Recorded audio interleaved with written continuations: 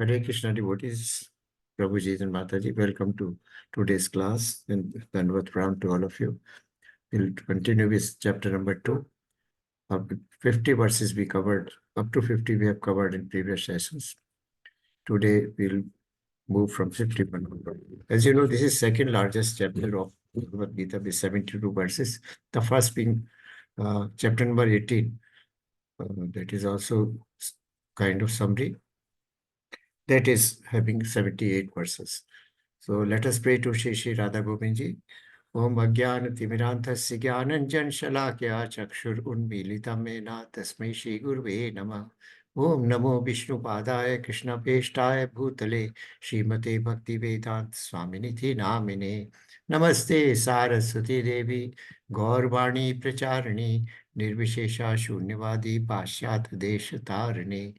जयो श्री कृष्णा चैतन्य प्रभु नित्यानंदा श्री अद्वैत गदाधर श्री वासादि गौर भक्त वृंदा हे कृष्णा करुणा सिंधु दीन बंधु जगतपते गोपेश गोपिका कांता श्री राधा कांता नमोस्तुते तप्त कांचन गौरांगी श्री राधे वृंदावनेश्वरी वृषभानुसुते देवी प्रणमामि हरे प्रिये हरे Krishna Krishna Krishna Hare Hare Hare Rama Ram Rama Hare Hare Hare Krishna Krishna Krishna Hare Hare Hare Rama Ram Rama Hare Hare. Welcome again, once again.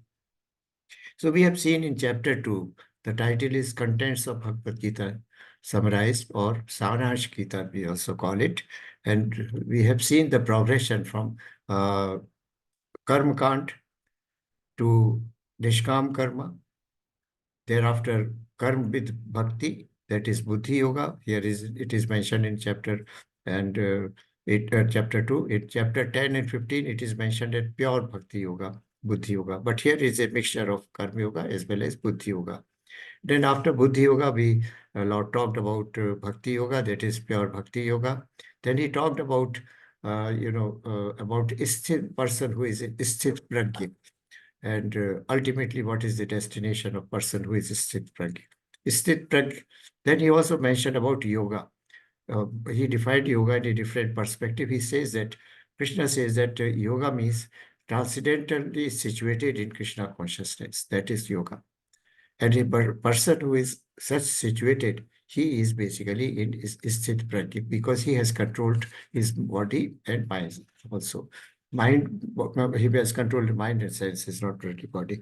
So we are continuing from this stage. The first verse we are taking, this was covered partly yesterday, but we'll continue with it just to recapitulate. Yes.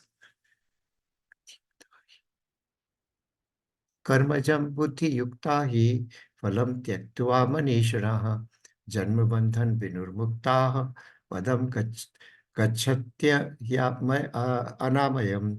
By thus engaging in devotional service to the Lord, great sages or devotees free themselves from the results of work in the material world. In this way, they become free from the cycle of birth and death and attain the state beyond all miseries by going back to Godhead. Now, three things are mentioned here. First is great sages have freed themselves from the result of work in the material world. In the material world, we know we are doing a lot of activities. Our activities result, most of these activities are sakam karma yoga, or we are doing activities which result into some kind of fruit or benefits to us. So, but people, some great sages and other people or pure devotees, they have got freedom from that kind of reaction of that kind of result of benefit or fruits from their work by developing devotional service. So bhakti yoga here, buddhi yoga plus bhakti yoga is continuing here besides the karma yoga, and this way they became free from cycle of birth and death. That means they ultimately return back to Godhead or back home, back to Godhead by doing this kind of devotional service. So this picture you can see very well. There are a small baby. He has got two specs, an individual soul, which represent individual soul and super soul. That is Paramatma form of feature in the presence of Supreme Personality. This childhood boy, you can see again this young boy, young person, you can see the grown-up gentleman also has got a super soul. This this is Krishna here, big structure, and a small speck like a star. This is individual soul. Even person is so. This and so symptom of soul is consciousness, as was discussed earlier. So ultimately, this consciousness or the soul, as soon as it leaves, the person becomes dead. So this kind of uh, this is material body which is undergoing a change, and the soul and super soul are not affected. But the great sages, because a material person has to perform so many sakam karma, and they result into binding, and ultimately this person re-enters into the cycle of birth and death. But great people have already gone out of this cycle by performing devotional service. So this is an example. Can be named some pure devotees or sages who have attained this kind of, liberation, have gone back to Godhead. Meera, And some more from Shastra, Mataji. Prahlad, Meera, Prahlad Maharaj, yes. Dhruv Maharaj, Amrish Maharaj, all the avatars we saw who have liberated those souls, they have also gone out of the cycle of the birth and death. Yeah. Then 2.53. Anybody would like to read this one? 2.2, 52, No, this is 53. Shruti Viprati Pranad. Te yadasnayasti nishna. 53, 53, okay. 50, okay. Yes, Prabhuji, Hare Krishna. Shruti vipratipanna te yada स्थास्यति निश्चला समाधावचला बुद्धिस्तदा yogam vapyasi.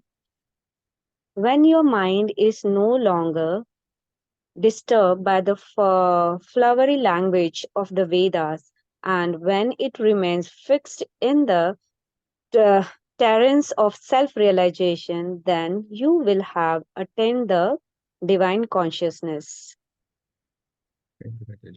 So here it is when the mind is no longer disturbed by the flowery language of Vedas. Krishna does not recommend Vedic rituals. Veda, as I told you, are karma kand based.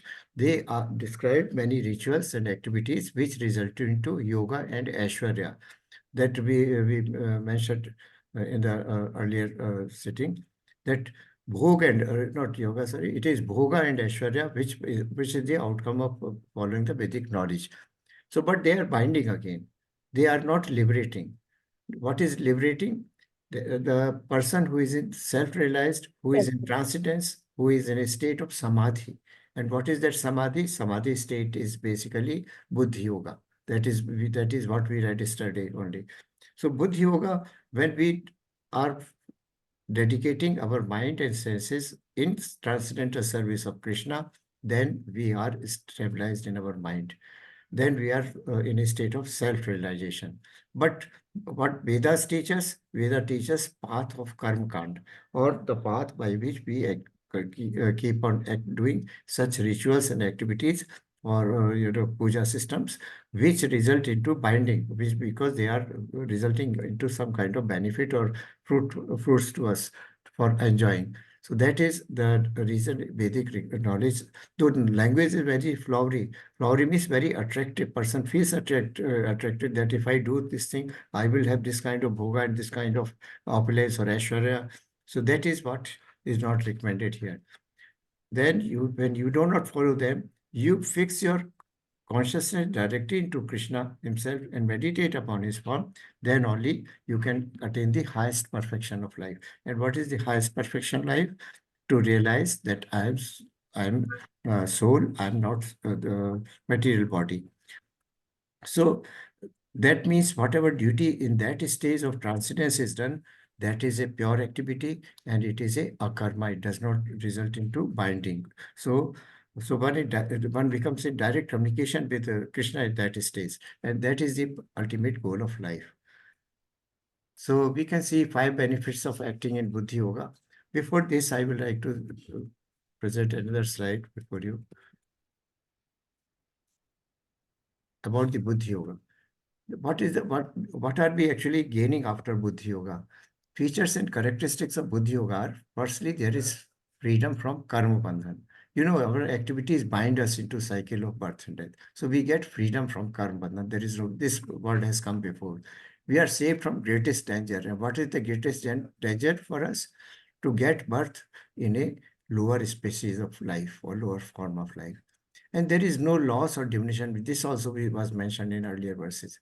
Whenever you do, devotional service, and if it is not, perfection is not reached, then whatever service you have done, it is carried forward to the next form of life. So it is continuous, and you don't lose anything in this. Even if perfection is achieved, you go back to Godhead. But if you do not achieve, then your incomplete sadhana is carried over to next life.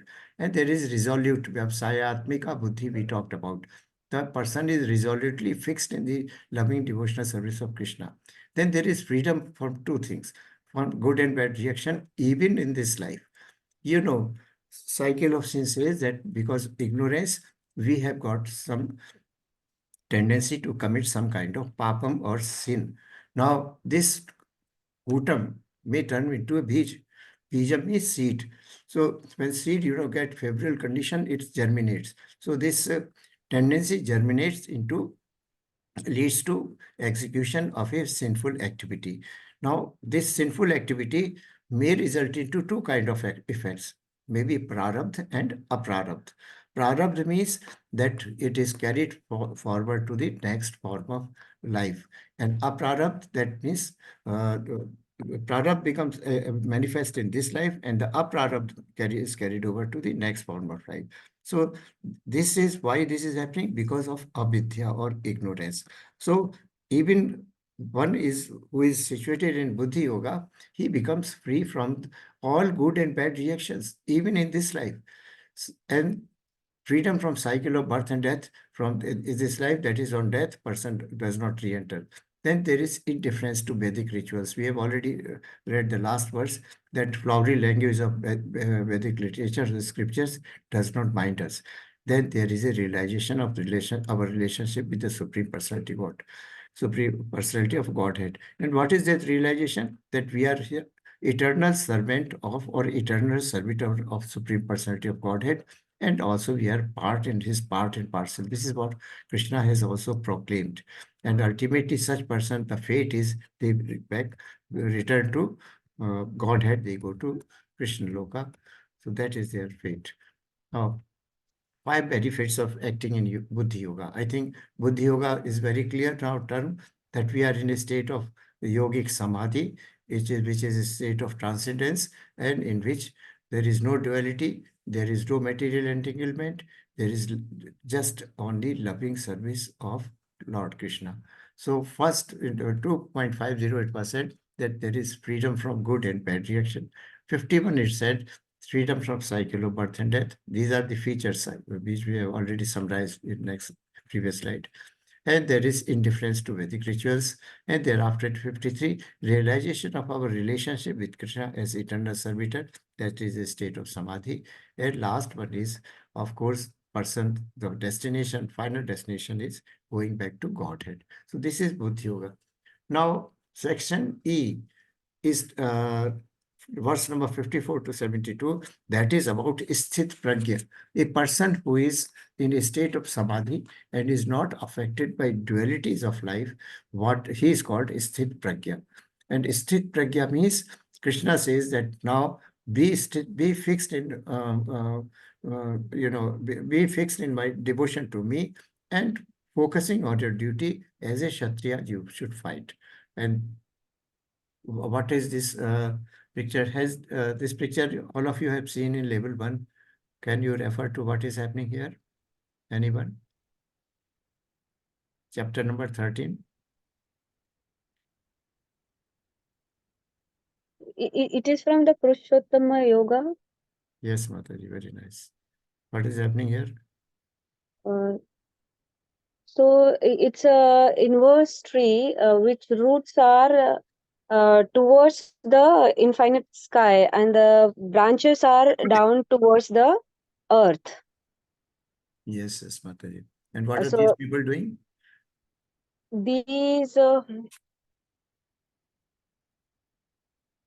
Sense gratification. all the sense they has, i- they are in just with the sense satisfaction and all focusing upon the material world, Yes, Mataji. all attachment and all this. Thank you. So this is a replica or image of a spiritual world in our which is in the material, which is really the material world.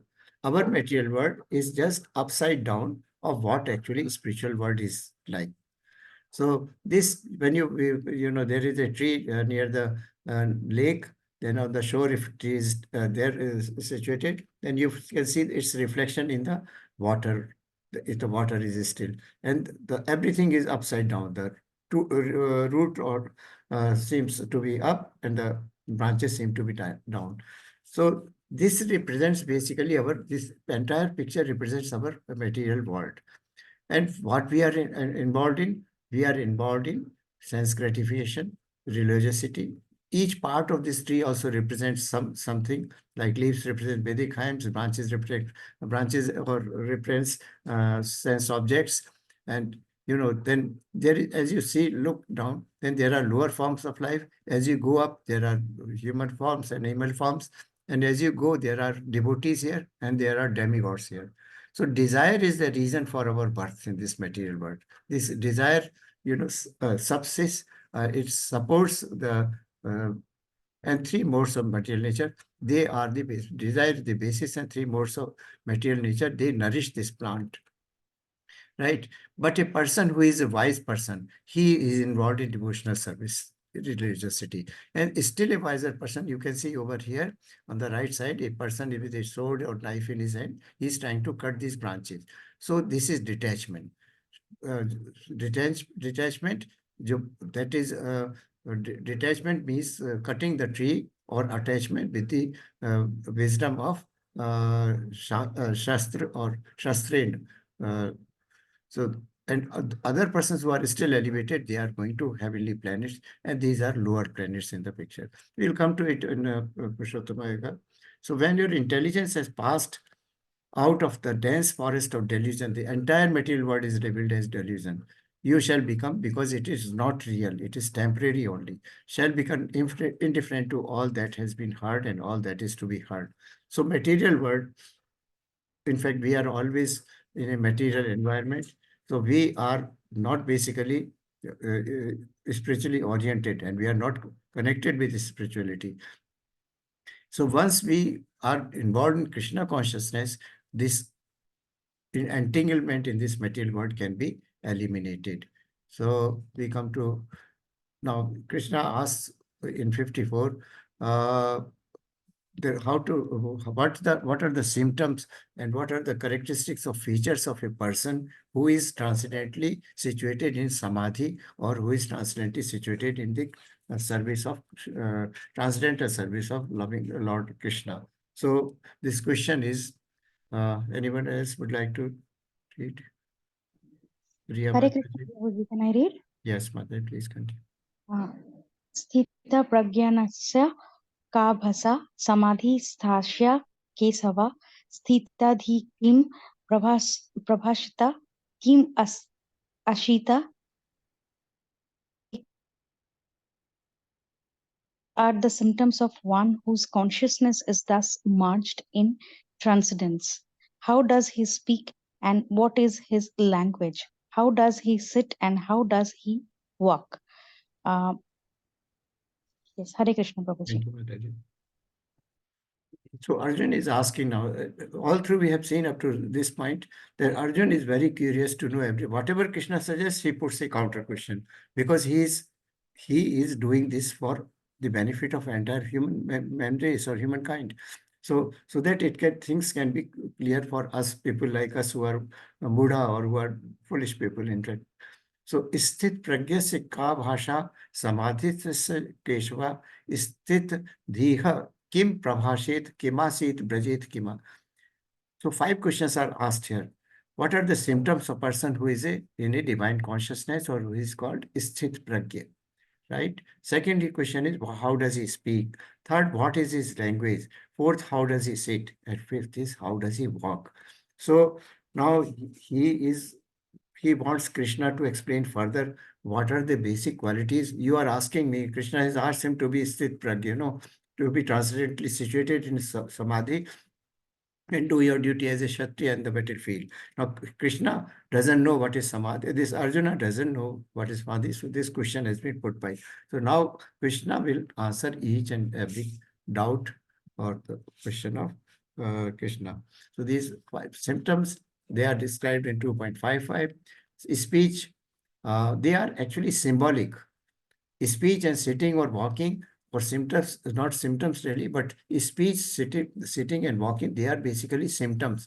That is, they both internally and externally, how does a person react under certain or act under certain circumstances? So this is the question of Arjuna to Krishna. So this we have already discussed. When one is in Buddhi Yoga, he is transcendently situated. We have discussed these 9 points that a person in Buddhi Yoga is situated like this.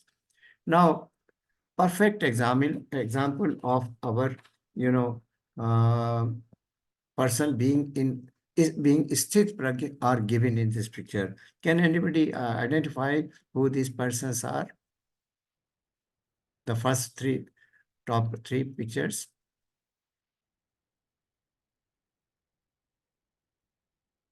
Pankaj Prabhuji, you know these all 3 figures?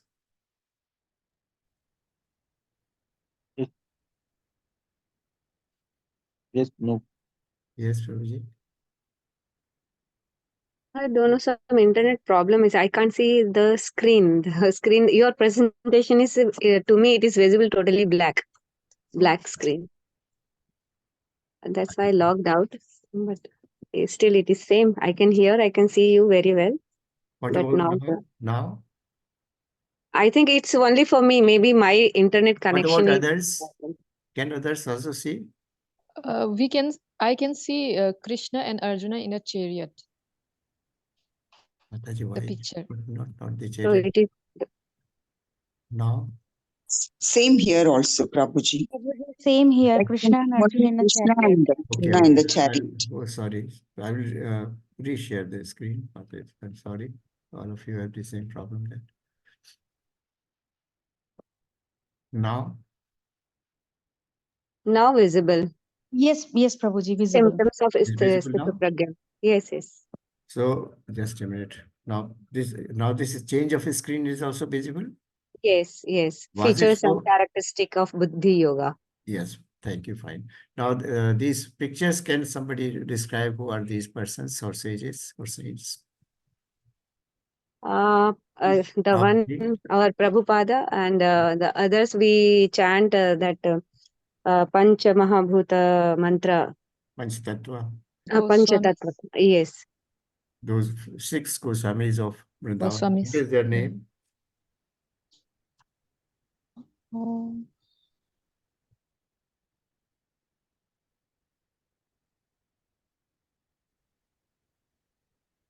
We chant this.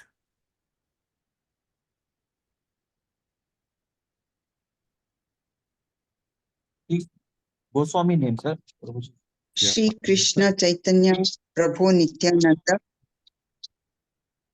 Sir, Advaita Gadadhara This is Pancha Tattva. Srivasa Yeah. The Gaura Bhakta Vrinda. These are 5 names. Gaurav Bhakta. Sanatan Goswami, Rupa That is the Goswami. one, no, Prabhuji. Yeah, this is Sanatan very true, Goswami. Mother. These are the 5 names. Sanatan Goswami, Rupa Goswami, Vasadi Natas. Goswami, and then Gopal Sri Bhatt. Gopal Goswami. These are 6. Raghunath Bhatt. Jiva. Yeah, Jiva Goswami, Raghunath Goswami.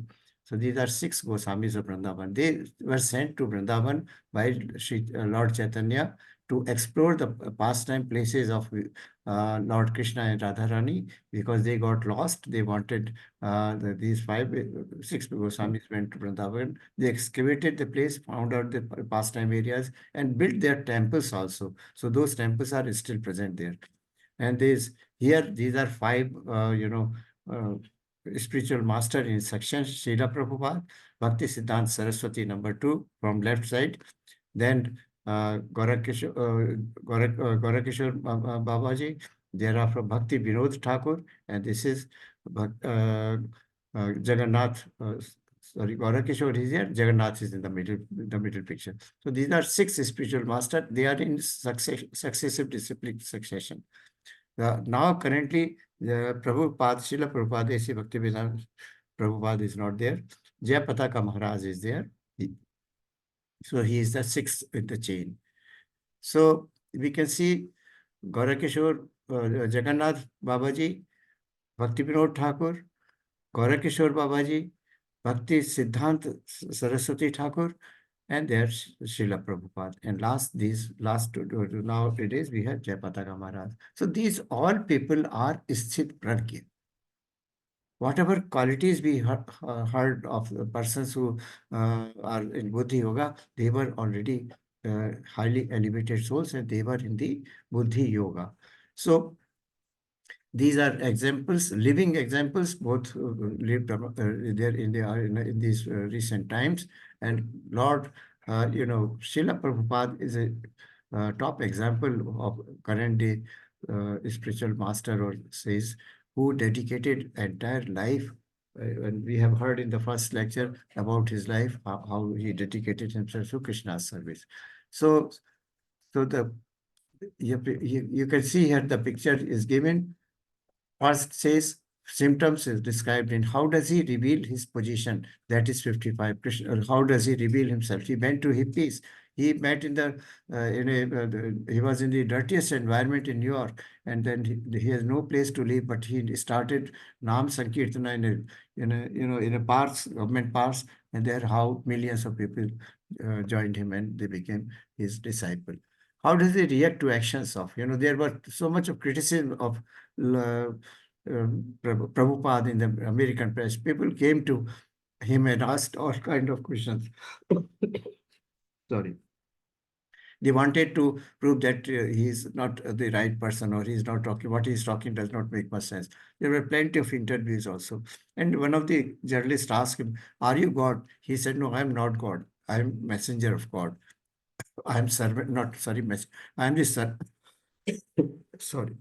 I am the servant of God." So how does he react to actions of other people? He was always composed, equiposed, and silent. And mentality, when senses are withdrawn from sense objects, how does he is situated?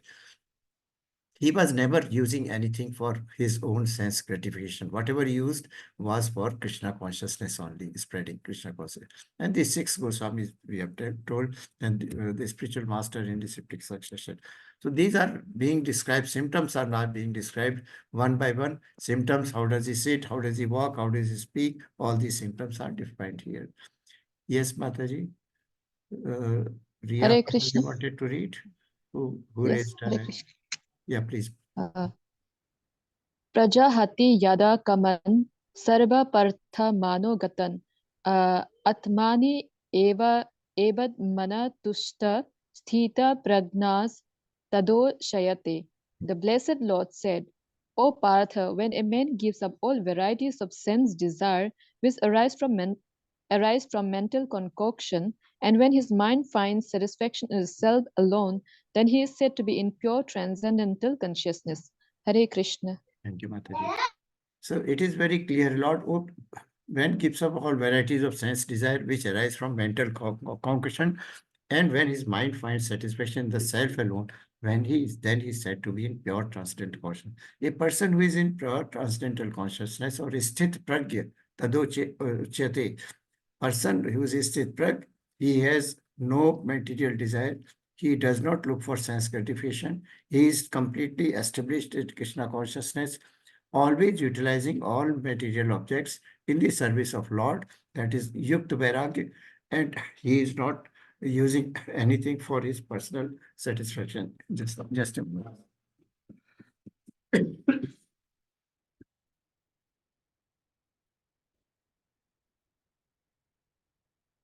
Sorry. So that means a person who is in a state of samadhi or transcendently situated, he is not affected by variety, does not have any variety of that, does not have any desire for satisfaction of his own sense organs, but he works for the satisfaction of Lord.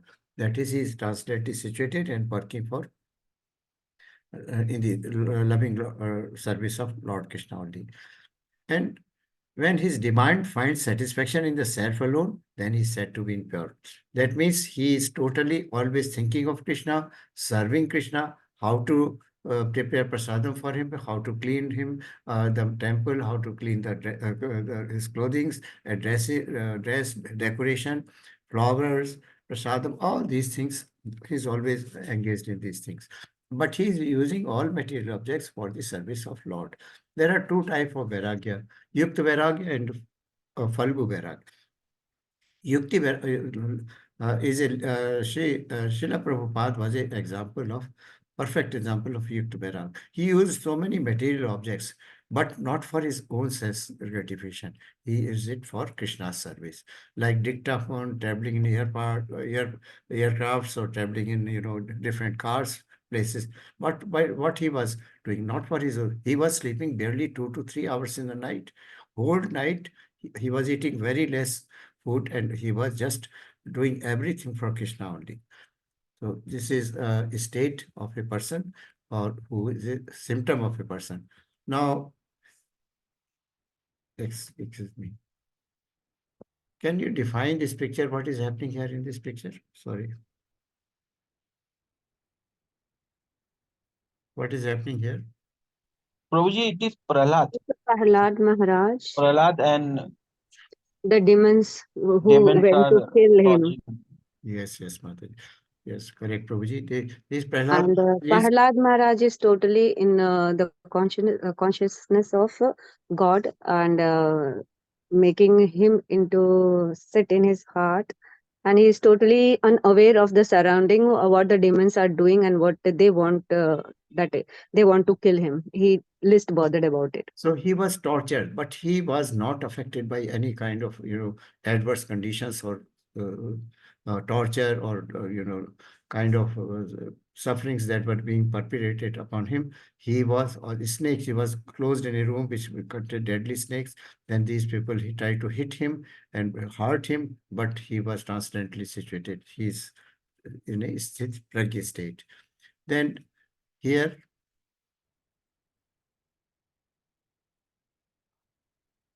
This is again Prahlad Maharaj with the Holika, who sit with her in taking him into lap.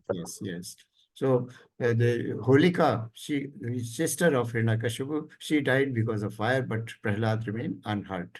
So these are some of the pictures, and this is how the state of Srila Prabhupada. You can see he was always bare minimum things in his rooms. He was not using anything for his physical comfort, though he was doing so much of it. This is Radha Damodar temple in Vrindavan, where he used to stay.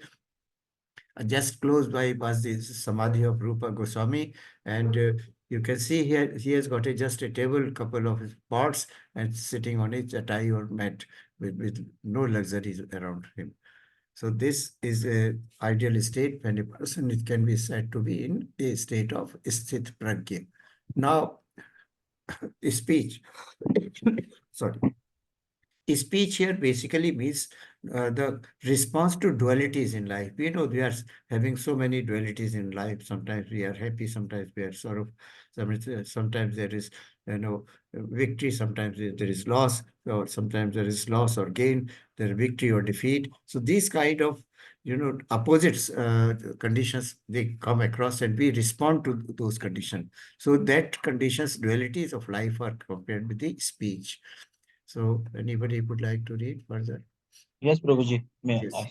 Prabhuji. दुखे केषु अनुदिक अनुद्विग्न मनः सुखेषु विघ्नत सत्परः वितारक भय क्रोधः स्थितधीर मुनिर उच्यते. And yes, yes, please read this. One who is not disturbed in the mind, even amidst the threefold misery or elevated, when there is a happiness, when who is free from the attachment, fear, anger, is called a stage, is called a stage of steady mind. Yes. So here 2-3 words are very important. Istir dhir muni uchyate beat rag bhaya krodha. Beat means his past. Past means he is not affected by those things. What are those? Rag, attachment. Bhaya means Okay. fear. Krodha means anger. A person who is not affected by these things, he is isthir dhir muni. He is called isthir dhir muni uchyate. He is called as isthir dhir muni. Now, what are his characteristics are described? First, he's not elated when he's happy. He remains calm and composed.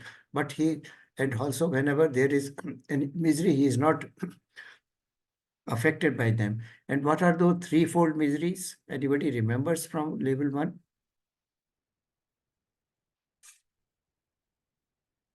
What, Prabhuji?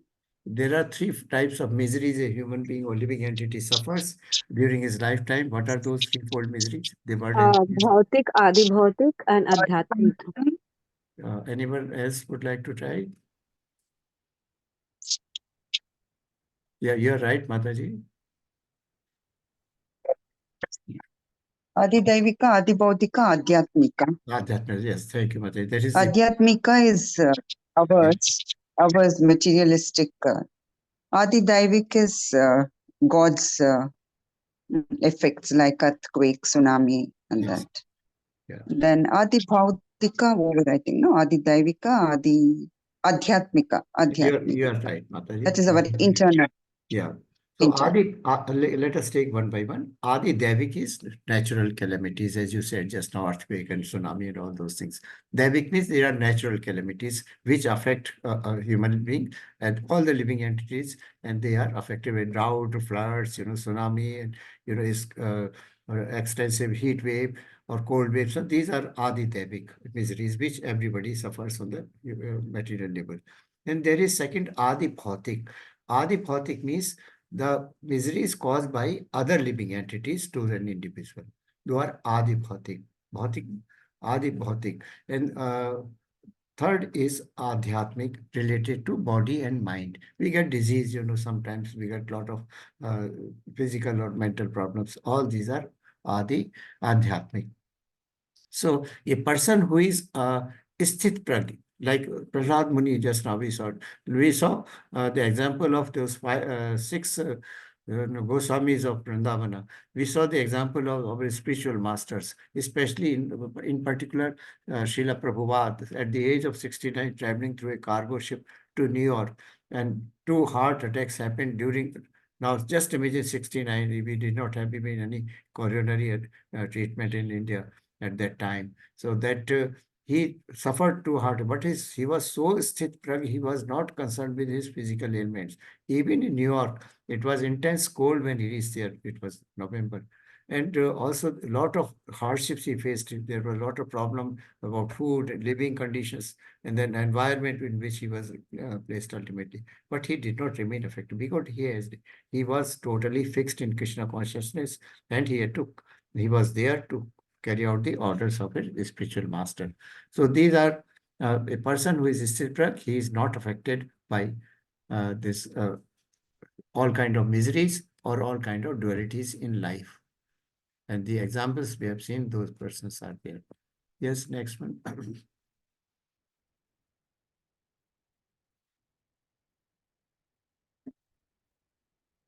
Any Mataji would like to read?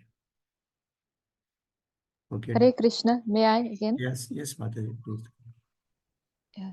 Ya sarva trana vishnehas tat tat prapya subha subham nabhina nabhi andati na dvesti tasya prajna prathistita. In the material world, one who is unaffected by whatever good or evil he may obtain, neither praising it nor despising it, is firmly fixed in perfect knowledge. Hare Krishna. Thank you, Mataji. यह सर्वत्रान अभिष स्नेहस तत् प्राप्य शुभाशुभम नाभिनंदन्ति ना द्वेष्टि तस्य प्रज्ञा प्रतिष्ठिता. In the material world, one who is unaffected by whatever good or evil he may obtain, neither praising it nor despising it, is firmly fixed in perfect knowledge. So this is another feature of a person who is in the sthit prajna state. And in fact, there are a couple of examples also which are from Shastras. Can anybody mention, besides Prahlad Maharaj, any other person or from the Shastras who remained like this?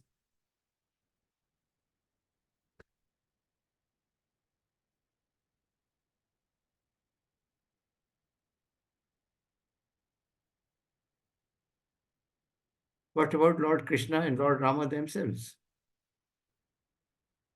So many attempts to kill Krishna or hurt Krishna by different asuras and different, attempts by other attempts by Kansa were made to him, but he was not affected by anything. Lord Rama also went in the forest on, that period. He also faced a lot of difficulties, but he was never affected by it. He remained calm and quiet. Besides that, Dhruv Maharaj also went for, meditation in forest. He also faced a lot of things. Prahlad Maharaj, of course, we know very well. So these are some of the examples where because they were in a state of sthit prajna, they were not affected by whether it was something good was happening to them or evil was happening, whether they like something or they dislike something. So they are in perfect knowledge. Now, next one.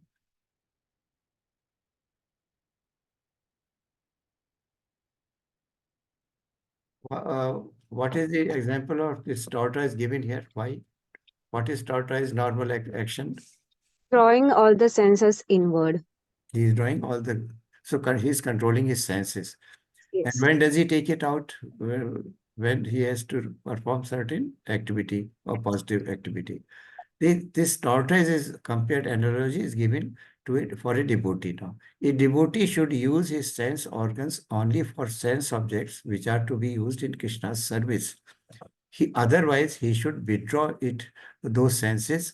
We know sense objects as organs of sense perception and actions and sense objects. So one devotee who is sthit prajna, he does not use any of his sense for his own sense gratification or for his own economic development or other kind of material activity.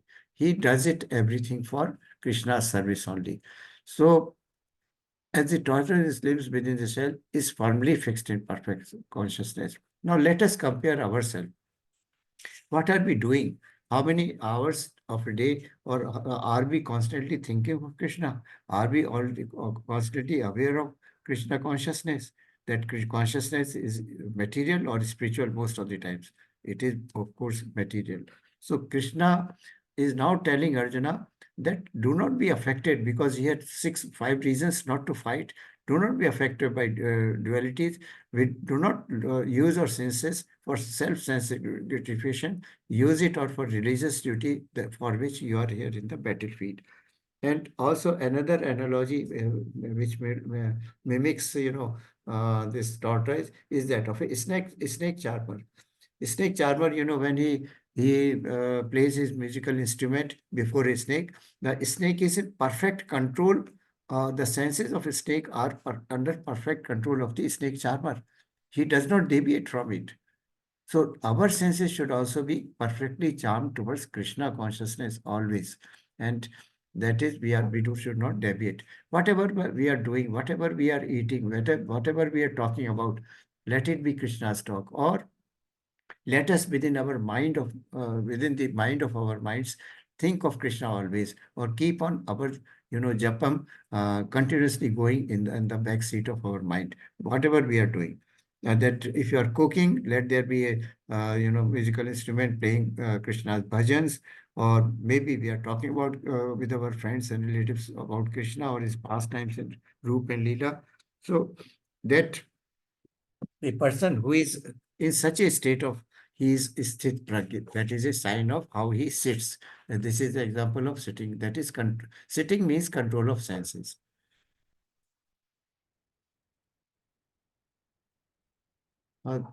Control of senses is continuing. Vishya vinivartante niraharasya dehuna rasvarjam raso apyasya param drashtva nivartate. The important word is param drashtva nivartate. Now, there is a sweet meat shop in your town. There are a couple of them. But there is one shop where you relish that this sweet shop is very good. His rasgulla or other kind of sweets are very nice. So do you go to other shops leaving this shop? Do we go to other shops which are not so nice, selling such nice sweets as compared to this? We don't go now. No, Prabhuji, we don't go. We prefer to have the best. Now, what is the best? Param Dashtva Nivartante. Once we have the taste of Krishna consciousness, the bliss we feel inside ourselves, then shall we go for, downgraded taste? We should not, or we do not go. Through the embodied soul, though the embodied soul may be restricted from sense enjoyment, the taste for sense objects remain. So, what the senses organs should not be repressed. The purpose of saying this thing is they should not be repressed. They should be just used for Krishna's service. But because control over sense organs cannot be gained perfectly by any living entity. Even the supreme persons or the demigods could not do it because they are also tempted by some or other things. Now, who is this person? Likely a rishi sitting in meditation?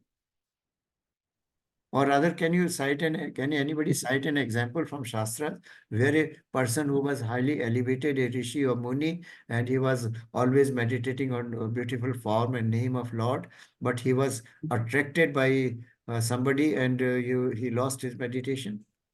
Vishwamitra. Yes, Mataji, Vishwamitra.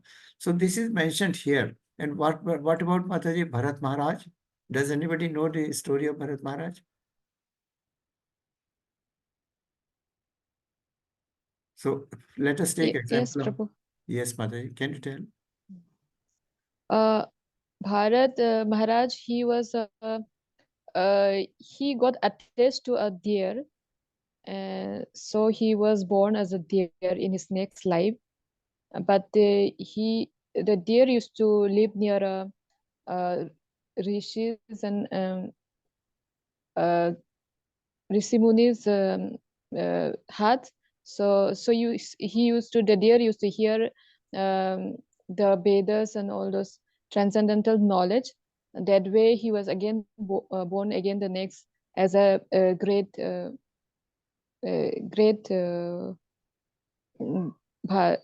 one person again.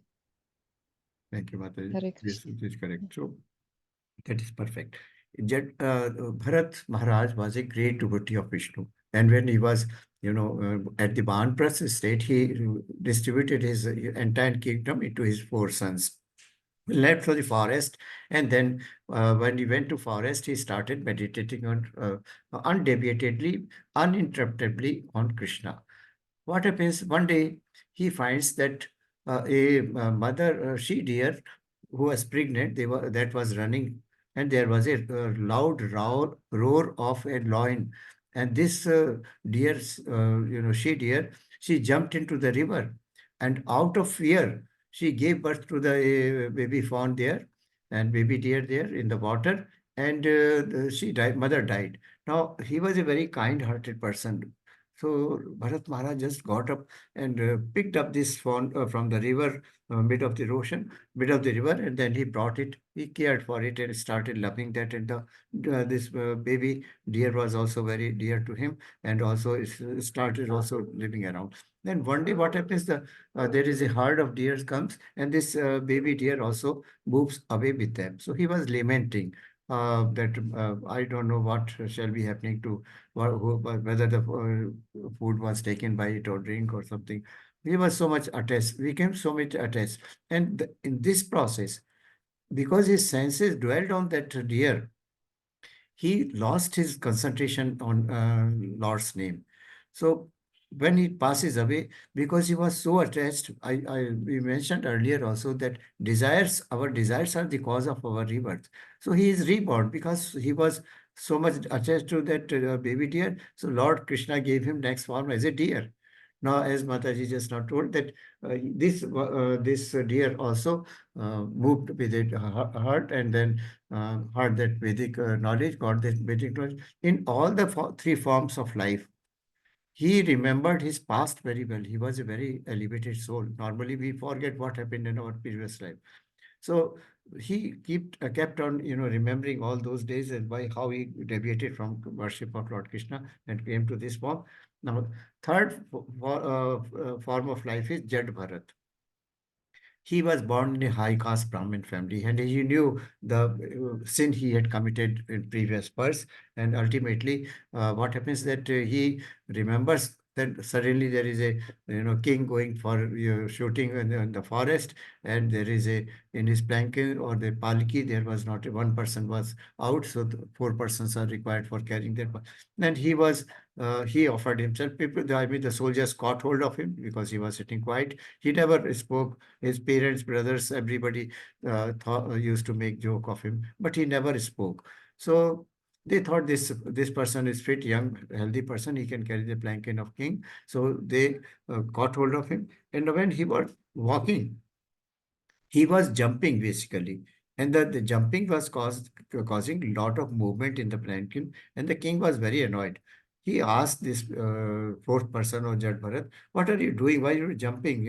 And I am getting so much of physical discomfort sitting in this palki. So he says that I am trying to save the ants which are on the ground. I can't put my foot on them and kill them. So king immediately got down and So this is the story how a small diversion from the Nam Sankirtana or Japam led Bharat Maharaj to all these kind of lives and ultimately realization and liberation. Second example is that of Vishwamitra. Vishwamitra attained so much huge opulences and powers that Indra was very much disturbed that he might occupy my chair someday. He may become so more powerful than me. So he sent Menika to to distract his attention from meditation and lead him to a conjugal relationship with Menika or attraction from with Menika. So Vishwamitra was very steady and sthit-prajna person, but after repeated efforts of Menika, he also lost his control over his meditation and was swayed from deflected from his path of meditation and thinking about. So even the soul must not be repressed, restricted from sense enjoyment. A sense enjoyment, not for self, but for Krishna's sake. So, but seizing such engagements by experiencing a higher taste is fixed in consciousness. So, one must param drashtva nivartate. That is, one must relish the higher taste, which is the Krishna consciousness, and not the material taste, which all of us are used to. See, these are two examples from Shastras. Then you can see here that story we just now told. Embodied soul, we are material person. Vishwamitra is seated here, you can see. And embodied soul, we like material persons like us. If we restrict our sense enjoyment and taste for objects, still taste for objects remains. This is what happened with Vishwamitra. So we have to develop higher taste, in fact, and higher taste is loving relationship with Lord Krishna. So one who develops higher taste, he automatically loses taste for smaller things or material things. Once you develop this higher taste, then one is fixed in Krishna consciousness. So this is ultimately, and Krishna consciousness, you can see, this is material taste where he is trying to restrict his senses, but he gets ultimately allured by Menika and starts having a relation with her. But when one person develops higher taste, like Prahlad Maharaj or Dhruv Maharaj, after Dhruv Maharaj, after listening from Narad Muni, that why you are asking for praying Vishnu for kingdom bigger than your father, or more opulence and more wealth and everything. You why not ask for Krishna consciousness? Then he left this desire and he also fell in the path of Krishna consciousness. You can see everybody is engaged in whatever he is doing is thinking of Krishna. These dots represent. So we have to be fixed in Krishna consciousness all the time. 2.60. Anybody would like to read or? Prabhuji. Yes, Mataji.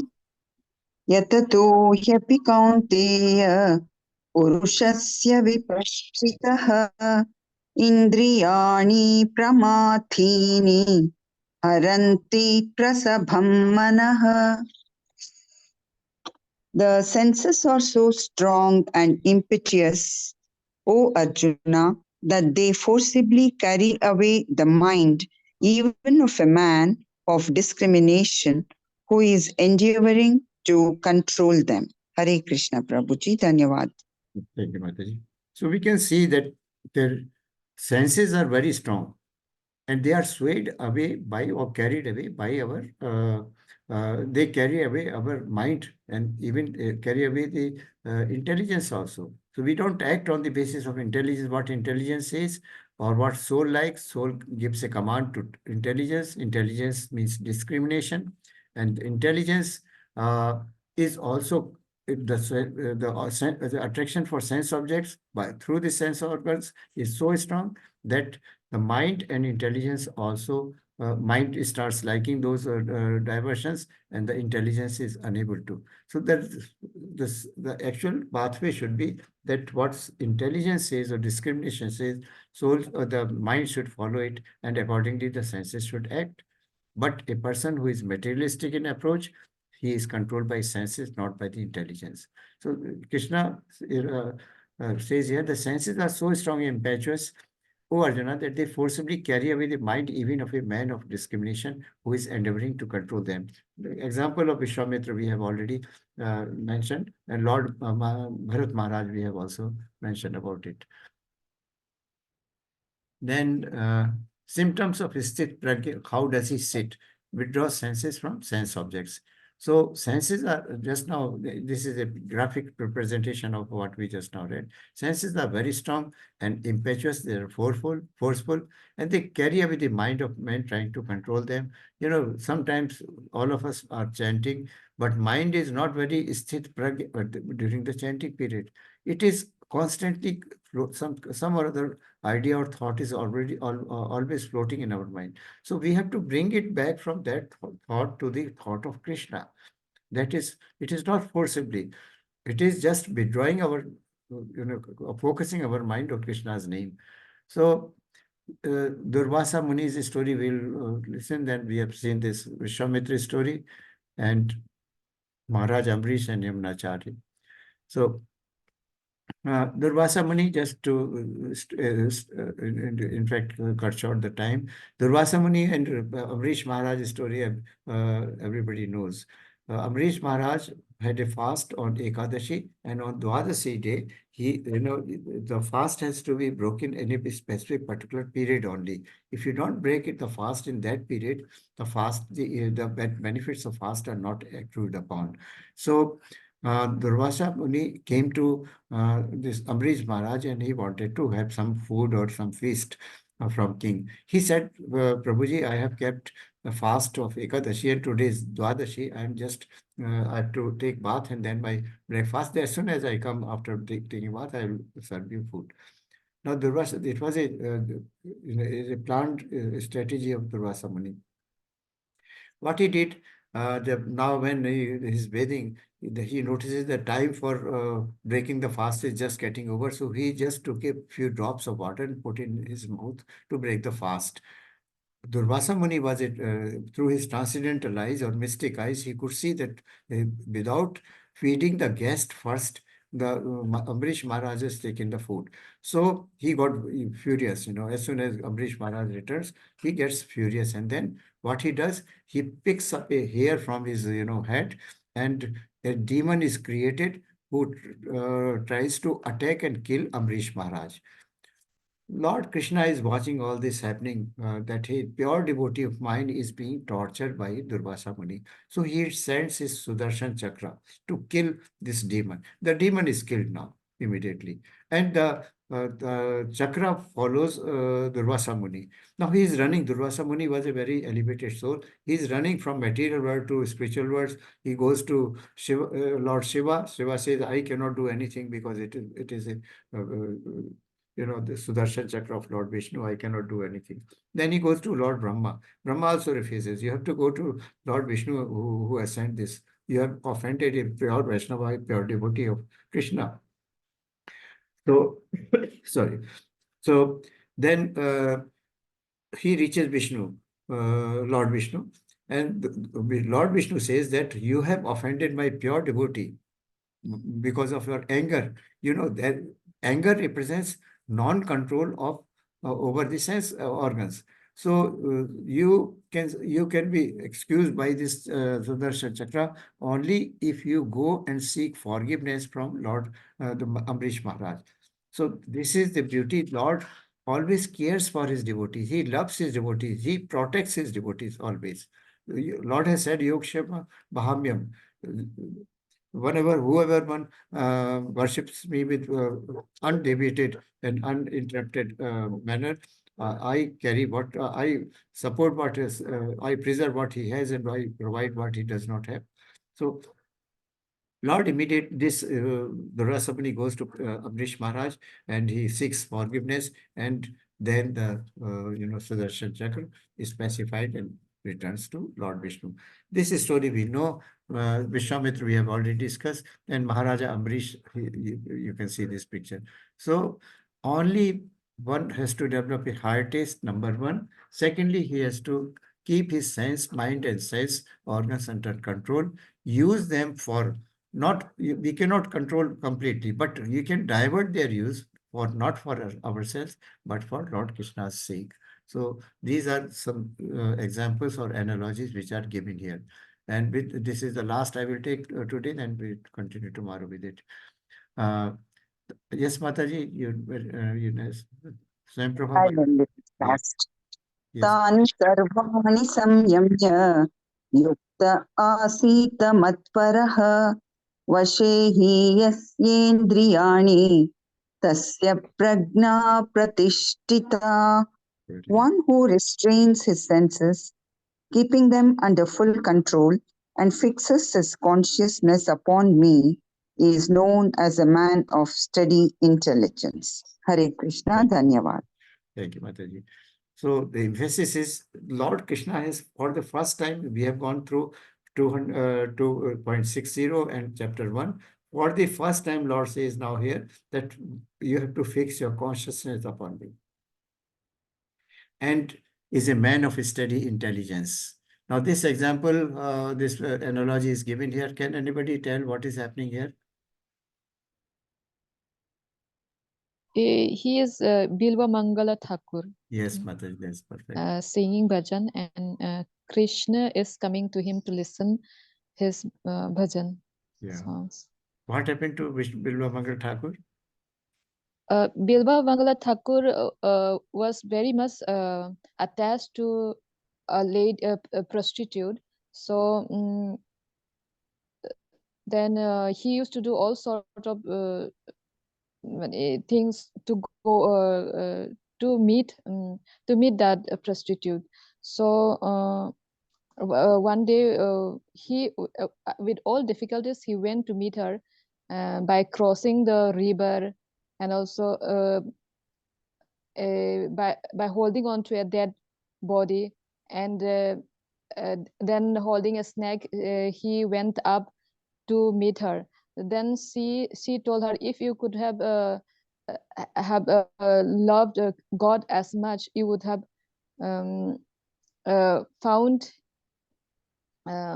him, like that. So that gave him mm, what to say, some understanding. So he left her and immediately set off for Brindaban. And in Brindaban also he made one Guruji, and there he was attracted to the wife of one of his Guruji. Then after meeting the wife, he told the wife to give him her hairpin, and then he took out both his eyes with that hairpin, because his eyes was giving him so much, he couldn't control his sense, uh, because his sense is keeping him in the material sense gratification. So after that he became a great Devotee. Devotee. Thank you, Mataji. That is perfectly nice. Thank you, Mataji. It is correct. Hare I think Krishna. everybody has understood what Mataji has told. She was so attached to Chintamani, it was the name of that prostitute, that even one stormy night, it was so dark, clouds, lot of lights, lightning and torrential rains. And somebody thought probably he will not come tonight. But he crossed over that rising tides of river over a dead body. He thought if he was riding over a wooden plank. And he was such mad after that lady, that prostitute.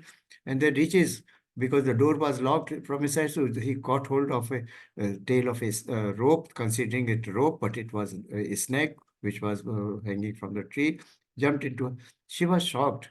Then this is how things happen. He went to Vrindavana. Had you loved Krishna so much, you would have got him. I'm just a material person. What you will get out of me? So this message went into his head, and he left for Vrindavana immediately. Again, he pursued a lady. Mataji, it was not his guru's wife. It was just a couple who was walking ahead of Okay. Bilva Mandar. Okay, So Prabhu. Bilva Mandar Okay. was so much attracted and influenced by that beautiful lady. He goes to her place, her house, and both go inside and they close the door. Then Bilva Mandar Thakur knocks at the door and asks the husband to please send his wife outside. Now, he was surprised, but they were pure Brahmins, so they were not carrying any kind of impious thoughts. So, husband goes that is sadhu, as a sage has come, he wants to see you. And that is how he took her hairpin and then pinned her both his eyes, made himself blind. Then he started all the time, because he thought, as you told, that my eyes are responsible for my diversion of all the time. If I don't see anything and I think of from the eyes of my mind, if I just worship Krishna, I think I shall be salvaged or liberated. This is how it started. And it is said that Lord Krishna used to come to listen his bhajans. So this is the purity of thought. He was so sthit pragya in his actions, in his vision, has perfect control over his senses, that ultimately he got liberation from all kind of contaminations and he became a great sage. So, as I mentioned, this is first time here at 2.6 months that Lord Krishna says, fix your consciousness upon me. So far, he had been telling so many things to Arjuna, but now he says that no karma kand, no buddhi yoga, no jnana yoga, no buddhi yoga, karma buddhi yoga, then bhakti yoga, and now fix your intelligence on me and become in a state of transcendental situation, and then do your activity as a Kshatriya. So we'll stop here. There are 11 more verses. We shall cover them tomorrow. It's time to call it a day. Attendance link is posted in the, this chat box.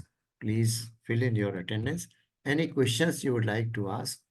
So I shall be happy to answer.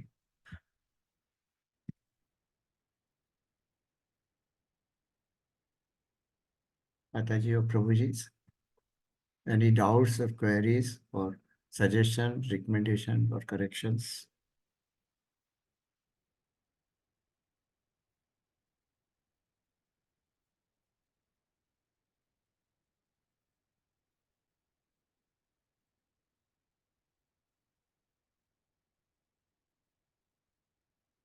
Please fill the attendance before you go. I have made an appeal for donation for the construction of temple. If anybody willing, please do contribute. It's a very pious cause. And preferably if somebody wants to take life membership of ISKCON, that is another big, not over India, but outside globally, you can go to ISKCON temples and online you can make an advanced reservation and stay for a very, very nominal charge. And they are going to increase the membership fee from after some time. So it is a good opportunity and that will indirectly help the construction of temple also. So please do. This is a very humble prayer to all of you, Mataji and Prabhuji. Some of you have already donated and contributed towards it and sent me. Please, whatever amount you decide to contribute or pay to the temple account, you have to pay to direct to temple account, not to me.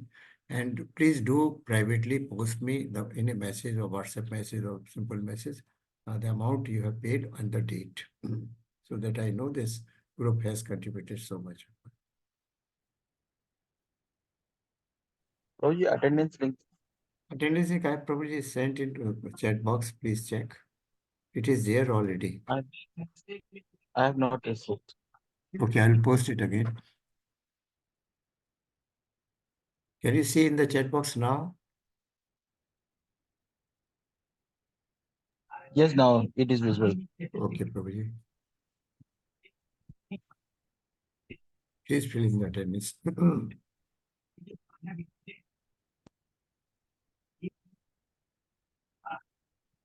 Okay, so I'll close the session. Any doubts or questions you would like to ask? Om Vancha Kalp Tarubhyascha Krapa Sindhuva Ev Cha Patitanam Pavnebhyo Vaishnavabhyo Namo Namah. Anant Kot Vaishnav Panth ki jai. Srila Prabhupada ki jai. Hare Krishna devotees and Prabhujis and Matajis. Dandavat pranam to all of you. Hare Krishna. Hare Krishna Prabhu. Hare Hare Krishna. Krishna. Hare Krishna. Krishna.